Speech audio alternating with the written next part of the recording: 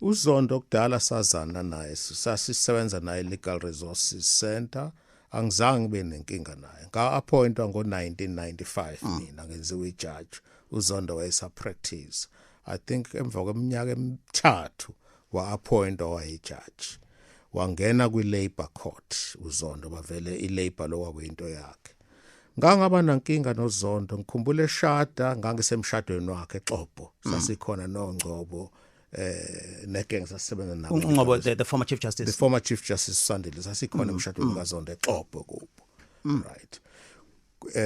indaba izovela ngo-2008 ngoMay maqala le complaint yami ngisekhaya mina ePinelands kufike umfowethu uMtimande uJerome Ngwenya owayeyijaji la eWestern Cape afika ngitshela athi ufonelwe uZondo ngoba kwakhulunywa ngami all over the media kuthiwa mina ngi-influence ama-judge ase-Constitutional Court and wonke umuntu ethi makahambe uhlophe afika uMtimande athi ufonelwe uZondo uthi uMtimande usiparo wami uZondo uthi hey umlamu wakho makahambe uyasihlaza makahambe ebhentshini kusho uZondo esho kuNgwenya about you kusho uMtimande uthi kusho uZondo kuyena ukuthi mina ufuna ngihambe ebhentshini ngoba ngiyabahlaza ufuna ngihambe yena Zondo uzokhuluma namanye ama-heads of court ngipersuade ngihambe ebhentshini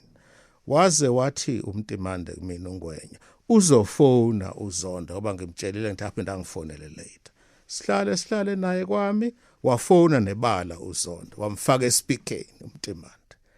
washo exactly that wathi hey bengisaxoxa nawo umlamu wakho makahambe uyasiphoxa mana ebhentshini makahambe yini la yenzile uyasiphoxa ebhentshini makahambe ngizokhuluma namanye ama-heads of court ahambe.